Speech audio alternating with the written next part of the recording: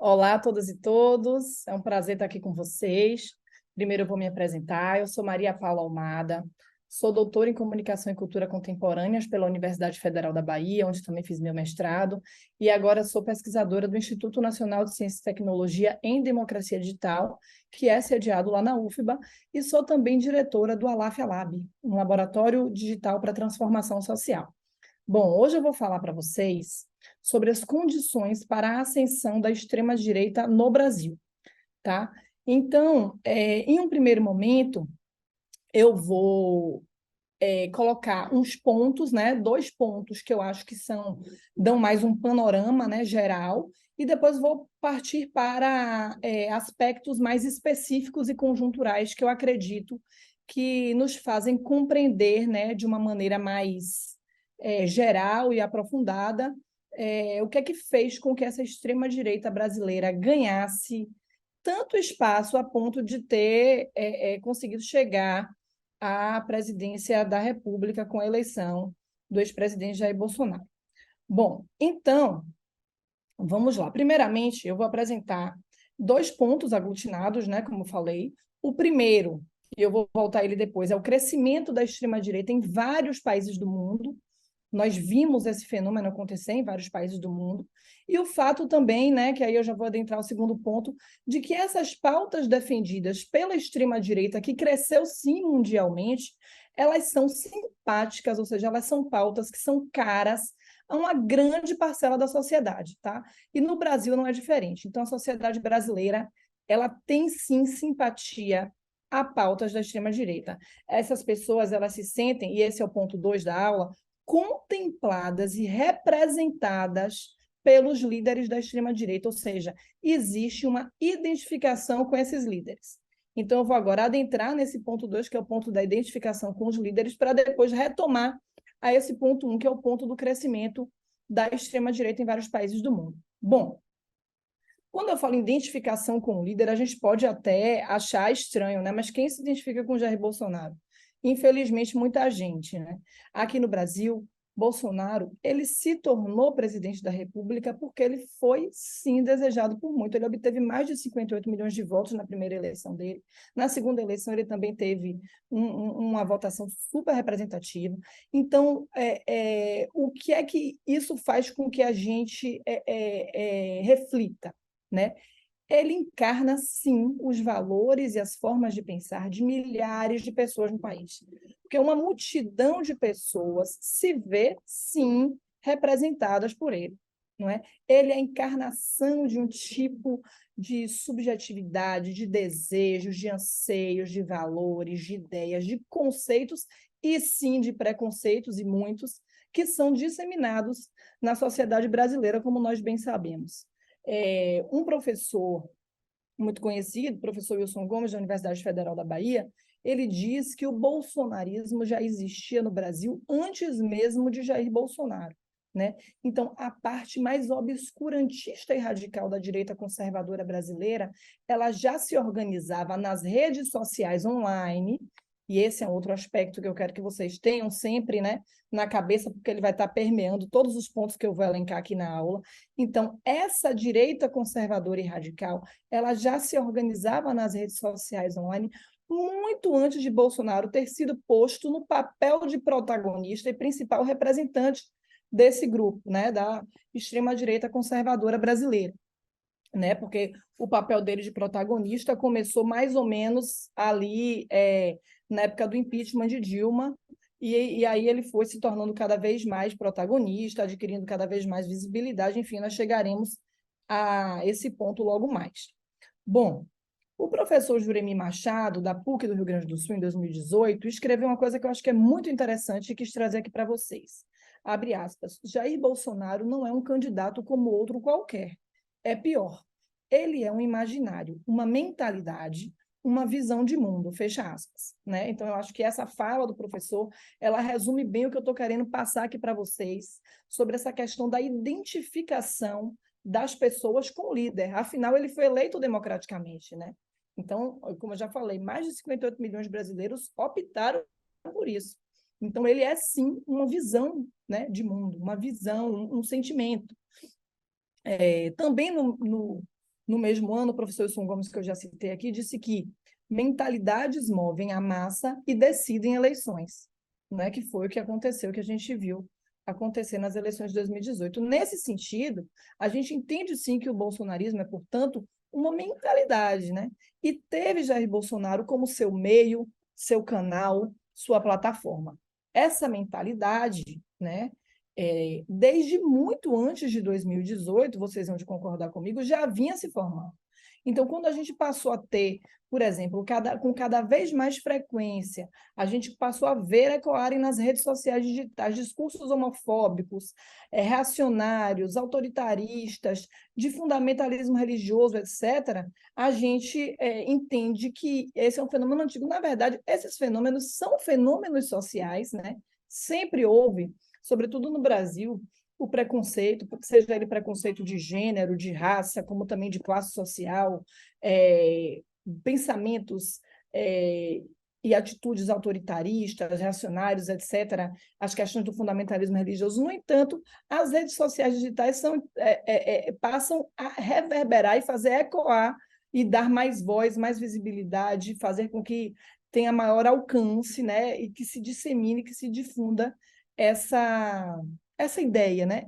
Se difundam esses valores, né? Basta a gente lembrar, por exemplo, né, para dizer o quão antes de 2018 isso surgiu, basta a gente lembrar como foram protagonistas das redes sociais figuras como Marco Feliciano, em 2013, vocês vão de recordar, Eduardo Cunha, o próprio Eduardo Cunha, em 2015, 2016, né? E aí a gente vê justamente que esses valores sempre fizeram parte da sociedade brasileira e passaram a ocupar um espaço cada vez maior, né? E foram cruciais para as eleições de 2018, para a ascensão da extrema-direita. Bom, então, tendo discorrido sobre o ponto 1, não é, que é o ponto da identificação da sociedade com o líder, né, da sociedade brasileira, no caso com Jair Bolsonaro, a gente passa para o ponto 2, que eu já mencionei acima, que foi o crescimento da extrema-direita de uma maneira geral por todo mundo. Né? E aí eu cito especificamente a vitória de Donald Trump nos Estados Unidos em 2016. Né? A gente sabe que os Estados Unidos eles sempre foram um espelho para o Brasil em vários aspectos. Então, você ter uma figura como Donald Trump, né, autoritarista, que defende essas pautas morais, de costumes, etc., etc. e tal, fez com que abrisse, né, o terreno, possibilitasse, né, mais que um candidato de perfil semelhante fosse ter voz, ter vez, ter terreno aqui no Brasil. Né? Então, a gente entende a vitória de Donald Trump nos Estados Unidos como um desses fatores conjunturais que corroborou, sim, para a ascensão da extrema-direita brasileira. E aqui eu acho que cabe ressaltar que houve, né, como eu já falei, de maneira significativa, esse crescimento, né, da extrema-direita por todo o mundo. Recentemente, na Europa há vários exemplos. Recentemente tem o exemplo da vitória da coalizão da extrema-direita na Itália, que tornou Giorgia Meloni a primeira-ministra italiana, e o slogan dela, para vocês terem uma ideia, era Deus, Pátria e Família. Ou seja, há muita semelhança, não é?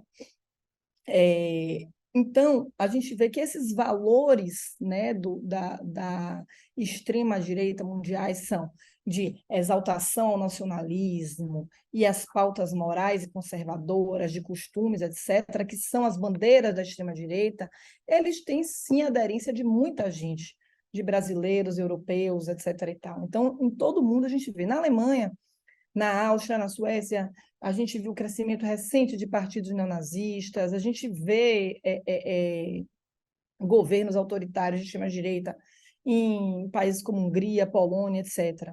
Então, é um aspecto contextual importante. Né? Então, Jair Bolsonaro não caiu de paraquedas, ele faz o que aconteceu com o Brasil, faz parte de um fenômeno que aconteceu em vários países do mundo, não é o crescimento da extrema-direita.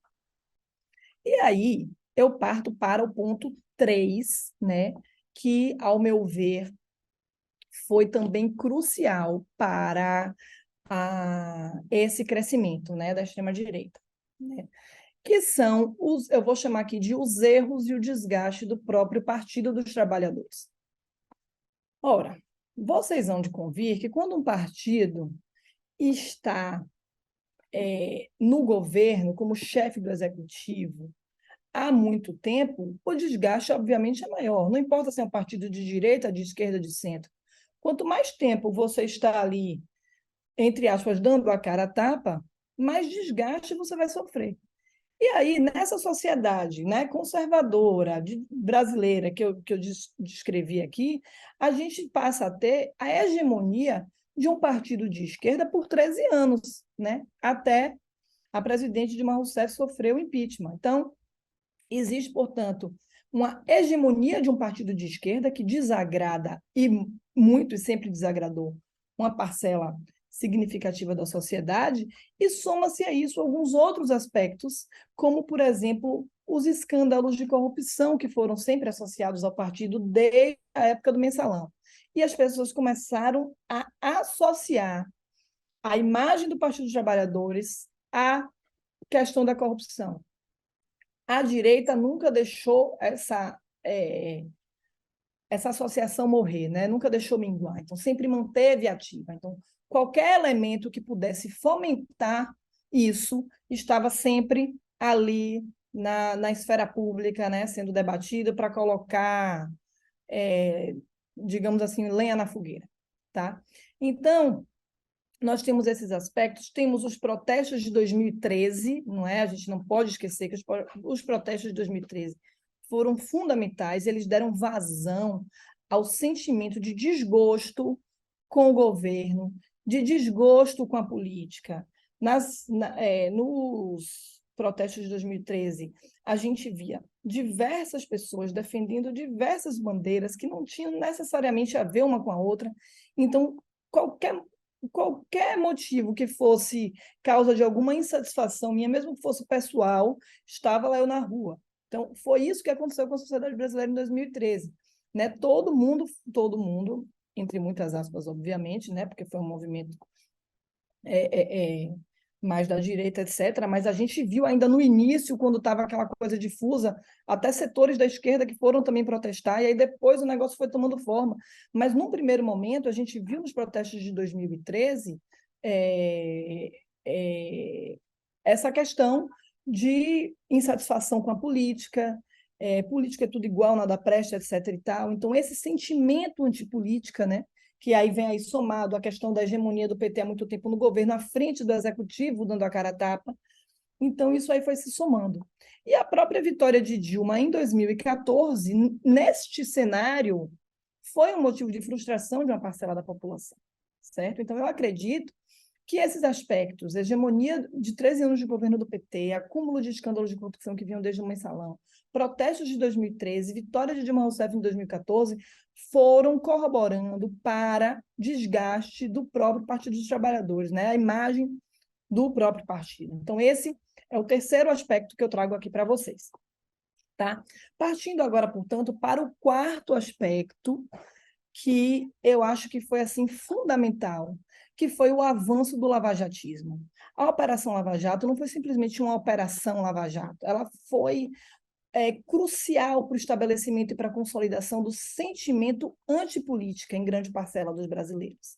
Então, esse sentimento antipolítica que já estava lá desde o protesto de 2013, essa insatisfação, a Lava Jato conseguiu fomentar aquilo tudo a partir de ações políticas dentro da própria operação, que a gente não precisa, acredito eu, discorrer sobre elas, né?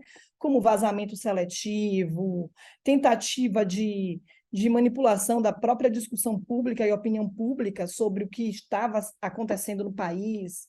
E aí a gente viu depois que isso foi comprovado, não é à toa que chama-se hoje a Operação Lava Jato de Vaza Jato, né? Então, eu acho que a atuação da Operação Lava Jato, o avanço do lavajatismo, foi sim crucial.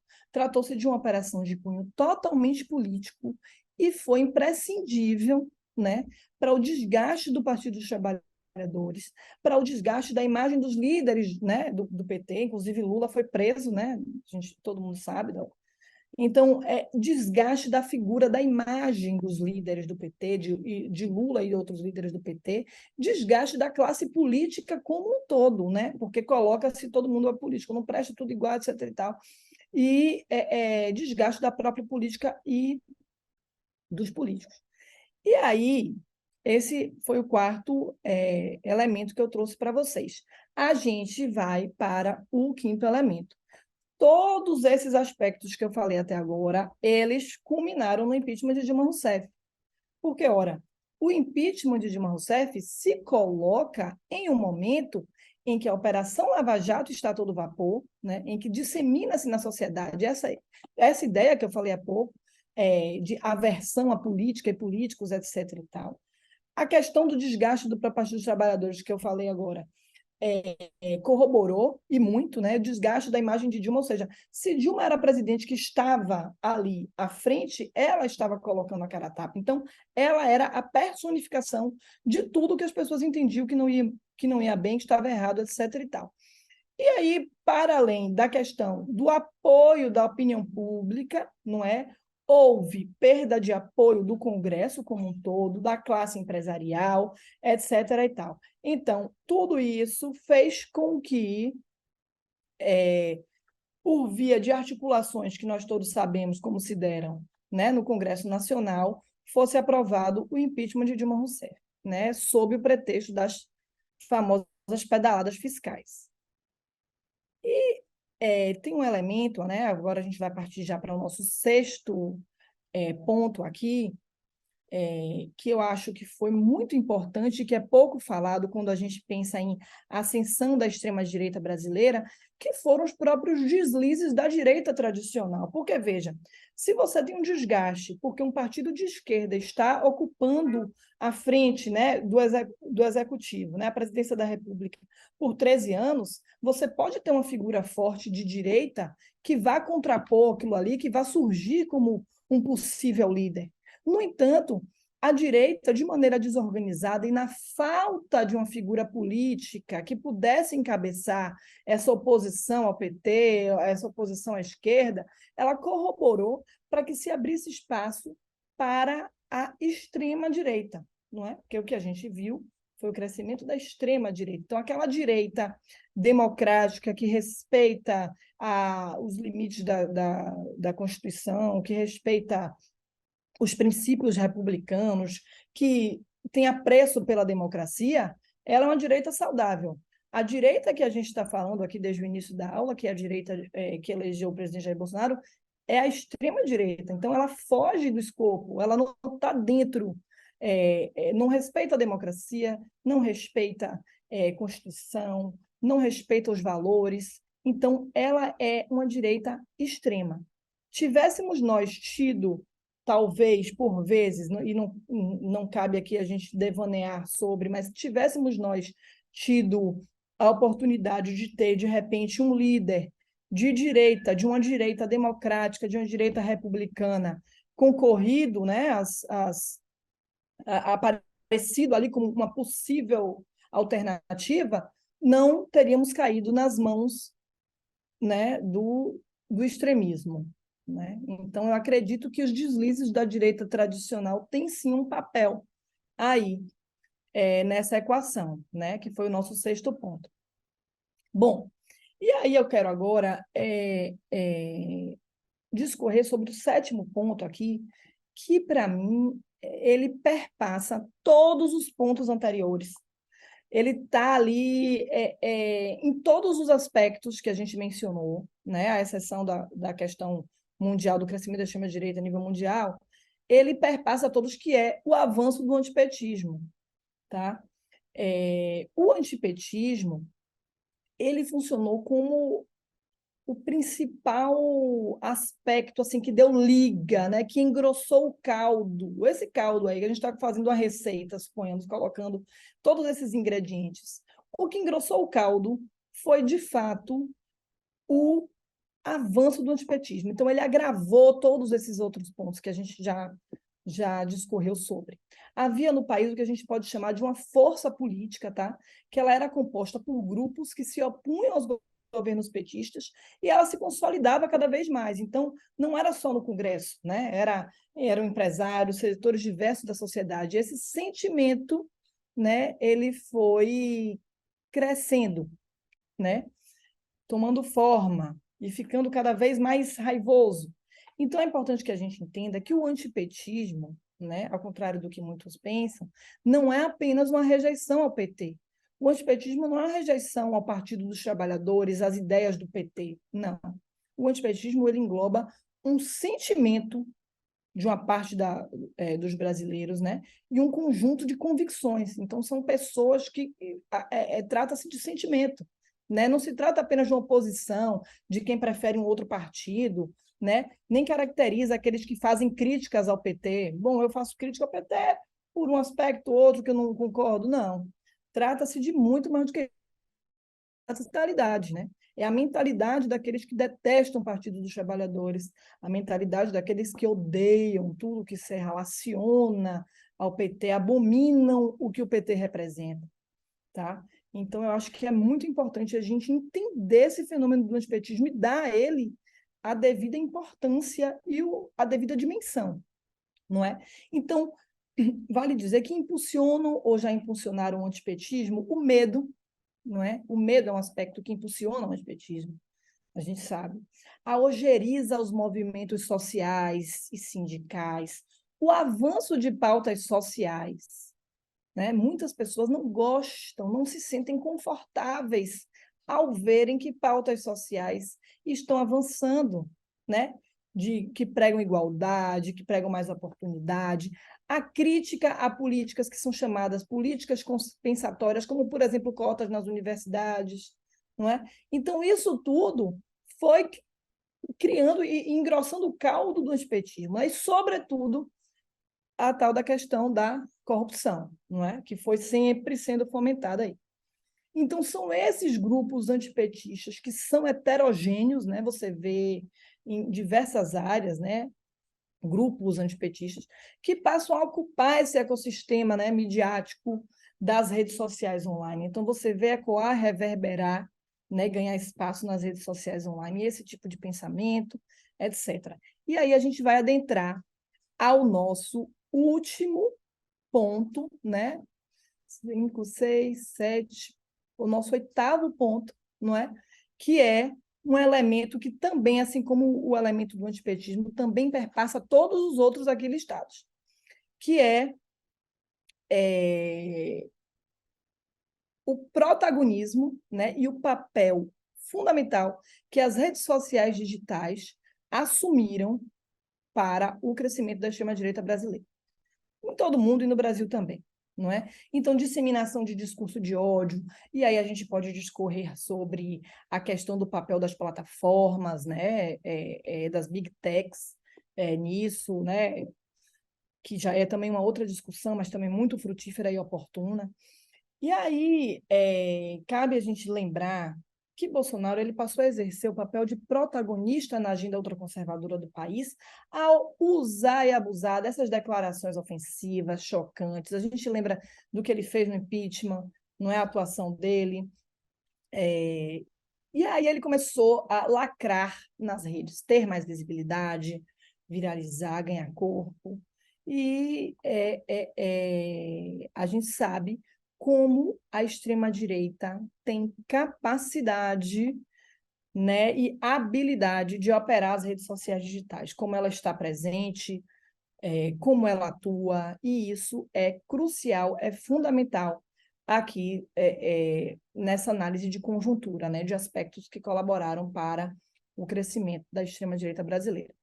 Bom, então, para fazer um resumão, todos esses aspectos juntos, eles fizeram crescer o sentimento antipolítica, não é? A aversão à política, etc. E tal. Então, no momento em que o Brasil passava pelo impeachment de Dilma Rousseff, que via suas instituições políticas abaladas e democráticas, que Michel Temer assume a presidência da República, os ultraconservadores brasileiros fazem o quê? Eles vão se aproveitar para, com primazia, eu diria, surfar na onda, né? Eles aproveitam esse contexto de uma maneira incrível. E aí, o que é que eles fazem? Eles trazem para o centro do debate o combate à corrupção do lavajatismo, né? Foi o que a gente mais ouviu falar. O Jair Bolsonaro não tinha pauta para apresentar quando candidato de 2018, ele só falava de combate à corrupção do lavajatismo. Então, as pautas de costumes, pautas morais, que grande parcela da população brasileira, como a gente já falou aqui, é simpática a essas pautas, né? Nós somos uma sociedade conservadora. E a questão também do fundamentalismo religioso. Então, combate à corrupção, fundamentalismo religioso e as pautas de costume, elas foram apropriadas pela direita conservadora, pela extrema-direita, e usadas com primazia para a ascensão da extrema-direita brasileira. Só para fechar aqui agora, né, que eu acho que o nosso tempo também já está se esgotando, cabe dizer que a ascensão da extrema-direita brasileira no Brasil, ela culminou com a eleição, né? O estopim dela foi a eleição de Jair Bolsonaro, mas não parou por aí, né? Em 2022, Jair Bolsonaro perdeu as eleições, mas a eleição foi extremamente disputada, ele obteve um número de votos que surpreendeu a todos, tá? E as redes sociais digitais e as plataformas, elas tiveram um papel lamentável no combate à desinformação, ao avanço da desinformação, certo? E um outro elemento ainda é que os brasileiros elegeram um Congresso ainda mais conservador que o Congresso anterior. Então, as pautas morais, fundamentalismo religioso, etc., que são levantados pela extrema-direita, estarão, sim, em debate no Congresso ao longo dos próximos anos, porque eles são, sim, maioria, e nós temos que ficar sempre atentos, nós temos que ficar de olho, nós temos que entender primeiro o que aconteceu, e eu acho que esse curso é muito bacana, porque faz com que a gente entenda o que aconteceu, porque assim a gente consegue saber o que é que está acontecendo, né? O que aconteceu explica o presente, para que a gente possa pensar em ações futuras para evitar que o que aconteceu volte a acontecer novamente.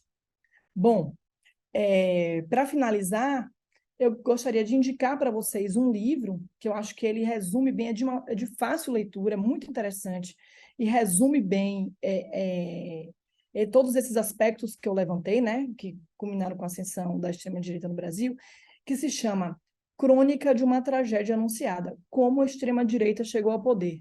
É um livro do professor doutor Wilson Gomes, vendido pela editora Saga, publicado pela editora Saga. Bom, eu fico por aqui, estou à disposição, vou disponibilizar o meu e-mail para vocês, caso vocês queiram me escrever, tirar qualquer dúvida e manter contato. Meu e-mail é mariapaula.almada@gmail.com. Muito obrigada pela aula e eu fico por aqui. Um abraço.